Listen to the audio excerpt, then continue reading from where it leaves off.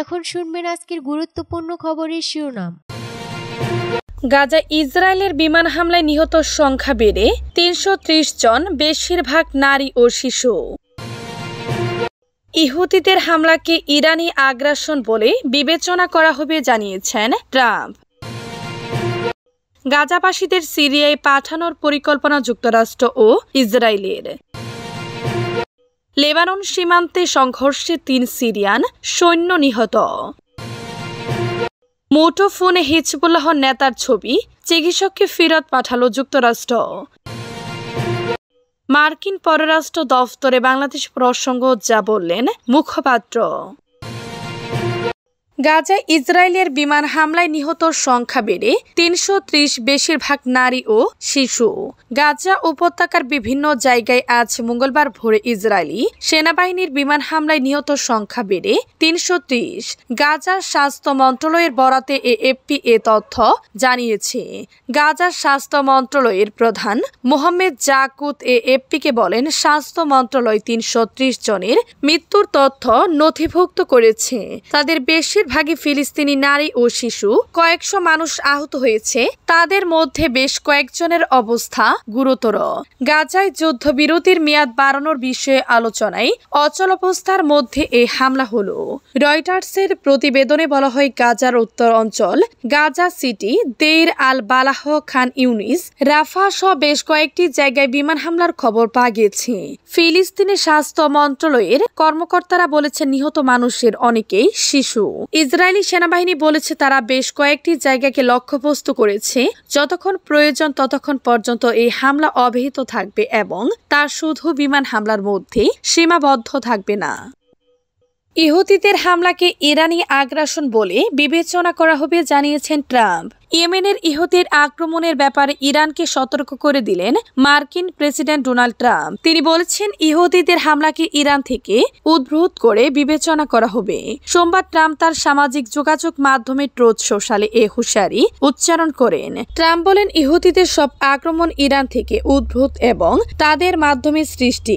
মার্কিন প্রেসিডেন্ট বলেন, ইহুদিদের যে কোনো আক্রমণ বা প্রতিশোধের জবাবে প্রচণ্ড শক্তি প্রয়োগ করা হবে এবং সেই শক্তি যে সেখানেই থামবে তার কোনো নিশ্চয়তা নেই। তিনি অভিযোগ করে বলেন, তেহরান বিদ্রোহীদের প্রতিটি পদক্ষেপের উপর নিয়ন্ত্রণ রাখছে এবং তাদের অস্ত্র ও গোয়েন্দা তথ্য সরবরাহ করছে। ট্রাম্প হুঁশিয়ারি দিয়ে বলেন, এখন থেকে ইহুদির পরিচালিত প্রতিটি গুলি ইরানের অস্ত্র এবং নেতৃত্বের গুলি হিসেবে বিবেচিত হবে এবং ইরানকে দায়ী করা হবে এবং এর পরিণতি ভোগ করতে হবে এবং সেই পরিণতি হবে ভয়াবহ। গাজাবাসীদের সিরিয়ায় পাঠানোর পরিকল্পনা যুক্তরাষ্ট্র ও ইসরায়েলের। ফিলিস্তিনের যুদ্ধ বিধ্বস্ত গাজা উপত্যকার বাসিন্দাদের সিরিয়ায় পাঠানোর পরিকল্পনা করছে মার্কিন যুক্তরাষ্ট্র ও ইসরায়েল। এছাড়াও তাদেরকে সোমালিয়া ও সুদানে পুনর্বাসনের বিষয়ে ভাবছে দেশ দুটি। বিভিন্ন সূত্রের বরাত দিয়ে সংবাদ মাধ্যমের প্রতিবেদনে এমনটি দাবি করা হয়েছে। প্রতিবেদন অনুযায়ী মার্কিন প্রেসিডেন্ট ডোনাল্ড ট্রাম্পের একটি বিতর্কিত পরিকল্পনা বাস্তবায়নে গোপনে কাজ করছে ইসরায়েল। এই পরিকল্পনার আওতায় গাজার ২০ লাখের বেশি জনগণকে অন্যত্র সরিয়ে নেওয়ার প্রস্তাব করা হয়েছে। ট্রাম্প গাজাকে মার্কিন প্রশাসনের আওতায় নেওয়ার প্রস্তাব দিয়েছেন, যেখানে একটি দীর্ঘমেয়াদী পুনর্গঠনের মাধ্যমে অঞ্চলটিকে একটি রিয়েল এস্টেট প্রকল্প হিসেবে গড়ে তোলার কথা বলা হয়েছে। তবে বিশ্লেষকরা একে অবাস্তব বলে মনে করেছেন এবং মার্কিন মিত্র আরব দেশগুলো গাজাবাসীদের বাস্তব চুক্তির প্রস্তাব প্রত্যাখ্যান করেছে। প্রতিবেদনে বলা হয়েছে, হোয়াইট হাউস সিরিয়ার নতুন সরকারের সঙ্গে তৃতীয় পক্ষের মাধ্যমে যোগাযোগ করেছে। মধ্যপ্রাচ্যের একটি সূত্র জানিয়েছে, দামেস্কোকে এই পরিকল্পনার বিষয়ে অবহিত করা হয়েছে। তবে সিরিয়ার এক শীর্ষ কর্মকর্তা দাবি করেছেন, এ বিষয়ে তারা কোনো আনুষ্ঠানিক যোগাযোগ পাননি। ইসরায়েলি প্রধানমন্ত্রী দফতর এ বিষয়ে কোনো মন্তব্য করতে অস্বীকৃতি জানিয়েছে। ইসরায়েলি নেতারা সিরিয়ার অন্তর্বর্তীকালীন প্রেসিডেন্ট আহমেদ আল শারার উপর আস্থা রাখেন না বলে জানা গেছে। লেবানন সীমান্তে সংঘর্ষে ৩ সিরিয়ার সৈন্য নিহত। লেবানন ও সিরিয়ান সৈন্যদের মধ্যে রক্তক্ষয়ী সংঘর্ষের ঘটনা ঘটিয়েছে। এতে ৩ সিরিয়ান সৈন্য নিহত হয়েছে।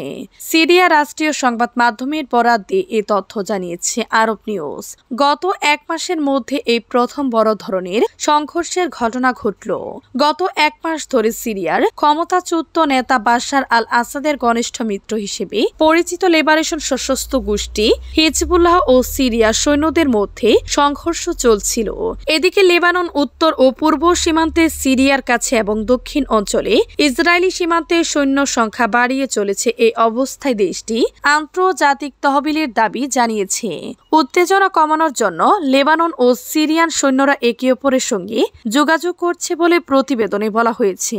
সীমান্তে লেবানন তার সৈন্য সংখ্যা বাড়িয়েছে। রবিবার রাতভর দুই দেশের সৈন্যদের মধ্যে সংঘর্ষে সিরিয়ার সীমান্ত এলাকা থেকে বাসিন্দারা হারমেল অঞ্চলে পালিয়ে গেছে।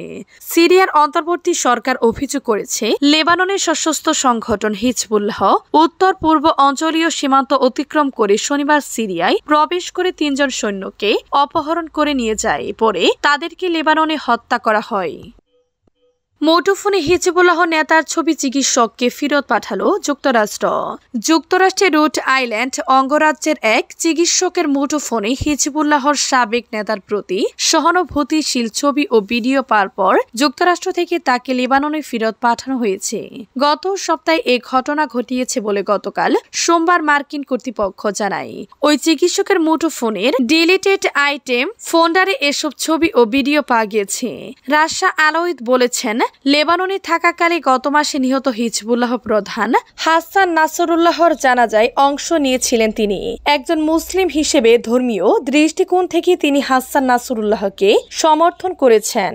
বোস্টনের এক ফেডারেল বিচারক ওই চিকিৎসককে তাৎক্ষণিকভাবে লেবাননে ফেরত পাঠানো ঠেকাতে গত শুক্রবার একটি আদেশ জারি করেছিলেন মার্কিন বিচার বিভাগ। ওই বিচারককে উল্লেখিত বিবরণ পাঠিয়ে তাকে আশ্বস্ত করার চেষ্টা করেছে যে মার্কিন শুল্ক ও সীমান্ত সুরক্ষা সংস্থা সিপিপি তার আদেশ ইচ্ছাকৃতভাবে অমান্য করেনি।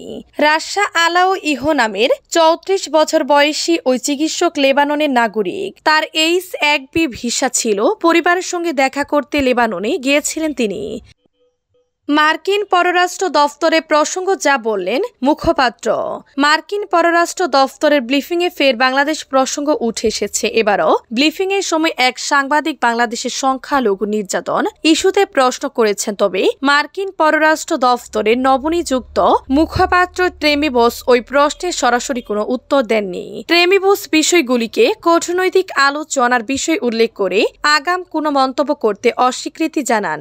দেশটির স্থানীয় সময় সোমবার ১৭ মার্চ নিয়মিত সংবাদ সম্মেলনে এক সাংবাদিকদের প্রশ্নের জবাবে এভাবে প্রতিক্রিয়া জানান ট্রেমিবোস। সোমবারের ব্রিফিংয়ে এক প্রশ্নকারী বাংলাদেশের সংখ্যালঘুদের নিরাপত্তা নিয়ে প্রশ্ন করেন। তিনি বলেন, মার্কিন নির্বাচনের কয়েকদিন আগে তখন প্রেসিডেন্ট ট্রাম্প প্রার্থী ছিলেন। তিনি বাংলাদেশে হিন্দুদের উপর আক্রমণ নিয়ে উদ্বেগ প্রকাশ করেছিলেন।